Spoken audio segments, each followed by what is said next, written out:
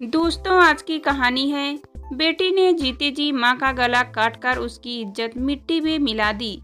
कहानी पसंद आए तो वीडियो को लाइक एवं सब्सक्राइब करिए। निधि रुक जा, कहाँ भागी जा रही है? बस निकल जाएगी। ममता ने गेट की ओर तेजी से जाती हुई निधि को पुकारा, पर निधि तो अपनी ही धुन में थी। उसने ममता को वहीं रुकने का इशारा किया और गेट से बाहर निकल गई। तब तक बस आ गई और सभी छात्राएं उसमें बैठने लगी। ममता जानती थी कि यदि वह निधि के पीछे गई तो उसकी बस भी निकल जाएगी, अतः वह बस में जाकर बैठ गई। तभी निधि दौड़ती हुई बस की ओर आई और बोली, ममता, माँ पूछे तो कह देना कि मेरी एक्स्ट्रा क्लास है। मैं क्यों झूठ बोलूं? दादी माँ कहती है कि सब बुराइयां झूठ से ही शुरू होती हैं। ममता ने चिढ़कर उत्तर दिया, मुझे कोई फर्क नहीं पड़ता। निधि झुझलाते हुए बोली और देखते ही देखते आंखों से ओझल हो गई। ममता उसे पुकारती ही रह गई, लेकिन उसने पीछे मुड़कर देखा भी नहीं। उधर बस में बैठी छात्राएं निधि और ममता की बातचीत में मजे लेकर खूब हंसी आ रही थी। तब तो निधि ने भी आज्ञा दे दी है, आज ही जाकर निधि की मम्मी को सब सच बता देना, समझा देना कि आजकल उनकी बेटी कक्षा में कम और कैंटीन में आशीष के साथ अधिक नजर आती है। तूने इतना सा साहस दिखा दिया तो उसने घर वाले तुझे उपहारों से लाद देंगे।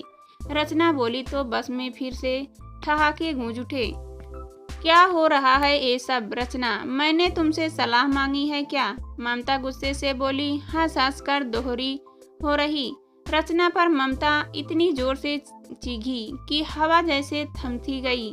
तुम जानो तुम्हारी सहेली, हमें क्या पड़ी है दूसरों के झमेलों में पड़ने की। रचना ने बड़ी अदा से मुंह बनाया। वह अपनी अन्य सहेलियों के साथ गप्पे हाँकने लग गई। अन्य छात्राएं भी शीघ्र ही निधि प्रकरण को भूल गई और ममता के चैन की सांस ली। पर असली समस्या तो अभी भी मुंह बाए खड़ी थी। सत्या आंटी के घर पूछ लिया कि उनकी बेटी निधि कहाँ है, तो वह क्या उत्तर देगी? न वह झूठ बोल सकती है और न ही सच। निधि उसकी सबसे प्यारी सहेली है। उसके राज को राज रखना उसका कर्तव्य भी तो बनता है। निधि की माँ सत्या आंटी अपने गेट के पास निधि की प्रतीक्षा में खड़ी रहती थी। आज उन्हें वहां खड़ा न देखकर ममता ने चैन की सांस ली और लपक कर अपने घर में घुस गई। क्या हुआ? इस तरह दौड़कर क्यों घर में घुस गई? क्या हुआ? इस तरह दौड़कर क्यों घर में घुस गई? मैं बाहर दरवाजे पर खड़ी तेरी प्रतीक्षा कर रही थी, मुझे देखा तक नहीं तूने? उसकी माँ निशा अचरज से बोली, बात ही कुछ ऐसी है माँ, मुझे लगा कहीं सत्या आंटी सामने मिल गई तो मैं क्या करूँगी। ममता ने अपनी माँ को अपना स्वर नीचे रखने का इशारा किया। क्यों, ऐसा क्या किया है तूने जो सत्या से डर रही हो? माँ चकित स्वर में बोली, मैंने कुछ नहीं किया है माँ। पर निधि क्या हुआ? निधि को कुछ नहीं हुआ उसे। पर आपने क्या देखा नहीं कि निधि मेरे साथ बस से नहीं उतरी? अरे हाँ, कहाँ गई वह? घर क्यों नहीं आई? यही तो मुश्किल है माँ, वह अपने मित्र के साथ घूमने गई है। मुझसे कहा कि अगर उसकी मम्मी पूछे तो कह दूं कि उसकी आज एक्स्ट्रा क्लास है। पर गई कहाँ है वह? उसका एक मित्र है आशीष, आजकल उसी के साथ घूमती रहती है। कई बार तो कक्षा छोड़कर भी चली जाती है आशीष। यह तो लड़की का नाम है। वह लड़का ही है माँ, अब भी ना बस पर तुम्हारा स्कूल तो केवल लड़कियों के लिए है। वहाँ यह आशीष कहाँ से आ गया? स्कूल तो लड़कियों के लिए है, पर स्कूल के बाहर तो लड़के भी होते हैं। माँ, हमारे स्कूल के आसपास तो लड़के कुछ अधिक ही मंडराते रहते हैं। हो क्या गया है निधि को? 9वीं कक्षा में पढ़ने वाली इतनी सी लड़कियां को डर नहीं लगता क्या? किसी के भी साथ चल पड़ती है। निधि बहुत निडर और स्मार्ट है माँ, मेरी तरह डरपोक नहीं है। क्या मतलब? तुम डरपोक नहीं होती तो किसी के साथ भी घूमने चल पड़ती। माँ तीखे स्वर में बोली, मैंने ऐसा कब कहा माँ? आप हर बात का गलत अर्थ क्यों निकालती हो? कुछ खाने के दे दो ना, बहुत भूख लगी है। ड्रेस बदल कर और हाथ मुंह धोकर आओ। तब तक खाना लगाती हूँ। माँ रसोई में जाते जाते बोली, पर मन में ममता की बातें गूंजती रही। किसी अनहोनी की आशंका से मन कांप उठा। खरबूजे को देखकर खरबूजा रंग बदलता है। कहीं निधि को देखकर ममता भी उसी राह पर चल पड़ी तो क्या करूँगी। सोचते सोचते निशा अपनी बेटी से बोली, देख ममता, निधि तेरी मित्र है, इसलिए कह रही हूँ, उसकी मम्मी को सब कुछ सच सच बता दे, नहीं तो बहुत बुरा मानेगी वे, और अगर सच बता दिया तो निधि मुझे कच्चा चबा जाएगी। वह मेरी सबसे अच्छी मित्र है। मुझ पर विश्वास करके ही वह अपने राज मुझे बताती है। दो सहेलियों के बीच विश्वास ही नहीं रहा तो बचेगा क्या। ममता कुछ ऐसे अंदाज में बोली कि माँ अपनी हंसी नहीं रोक पाई।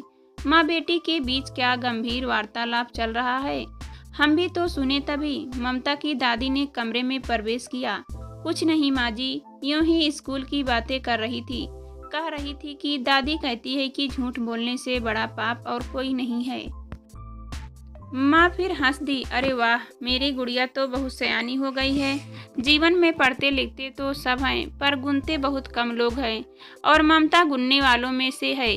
देख लेना, यह एक दिन अवश्य तुम दोनों का नाम रोशन करेगी। क्या नाम रोशन करेगी माँ जी? आजकल नाम सच बोलने से नहीं, पढ़ने लिखने से होता है। ममता को तो आप जानती ही हैं कि कभी 50% से अधिक अंक नहीं आए। इसके अभी तो मुझे यह बताओ कि यह क्या बात थी जिसके लिए ममता झूठ बोलने से कतरा रही थी। कुछ नहीं, पड़ोस में इसकी सहेली निधि रहती है। एक लड़के से दोस्ती है उसकी। स्कूल के बाद उससे मिलती जुलती है, घूमने जाती है, और ममता से कहती है कि उसकी मम्मी पूछे तो कह देना कि स्कूल में एक्स्ट्रा क्लास है। यह तो बहुत गलत बात है। सच बोलने के लिए बड़े साहस की आवश्यकता होती है। सत्य बोलना कायरों का काम नहीं है। तुम्हें अपनी सहेली के लिए झूठ बोलने की जरूरत नहीं है। वही तो रोना है माँ जी, दोस्ती में न कुछ कहते बनता है न छिपाते। फिर ममता अपनी सहेली को खोना भी नहीं चाहती। पता नहीं किसने उसे बता दिया है कि अपनी सहेली के राज को राज ही रखना चाहिए। माँ ने झिझकते हुए बताया, अब जमाना बहुत बदल गया है। अब केवल सच बोलने से काम नहीं चलता। आज की दुनिया में बड़ा जोड़ तोड़ करना पड़ता है। कहना क्या चाहती हो तुम? मेरा मतलब बस इतना है कि हमें दूसरों के झमेलों में पड़ने की क्या जरूरत है। मैं नहीं चाहती कि इन सब बातों का असर ममता की पढ़ाई पर पड़े। सच नहीं बोलूंगी तो उस पर असर पड़ेगा। हर बार अपनी सहेली के बारे में ही सोचती रहेगी। ममता, तुम बच्चों के मनोविज्ञान को नहीं समझती हो। दादी माँ भी अपनी बात पर अड़ गई। आप दोनों शांत हो जाइए। मैं वादा करती हूँ कि मैं किसी को भी शिकायत का अवसर नहीं दूंगी। ममता नाराज होकर अपने कमरे में चली गई। थोड़ी ही देर में बात आई गई होगी। ममता ही नहीं, उसकी माँ और दादी भी सारे प्रकरण को भूल चुकी थी। अचानक रात के 10 बजे घंटी बजी। ममता की माँ ने जैसे ही दरवाजा खोला तो सामने निधि की माँ सत्या खड़ी थी। कहिए ना, चाहते हुए भी वह अचकचा गई। ममता कहाँ है? कृपया उसे बुलाइए, निधि की मम्मी बोली। सत्या आंटी की आवाज़ सुनकर ममता स्वयं ही चली आई। ममता, निधि कहाँ है? अब तक घर नहीं आई क्या? अब तक नहीं आई? माँ और ममता एक साथ बोली। कुछ कहकर गई थी क्या? एक्स्ट्रा क्लास थी, ऐसा कुछ कहकर तो गई थी, पर अब तक उसका कोई अता पता नहीं है। इसी से चिंता हो रही है। तुम कितने बजे घर पहुंची? उन्होंने ममता से पूछा। मैं तो स्कूल बस से ही आ गई थी, आज कोई एक्स्ट्रा क्लास नहीं थी, डरते डरते बोली।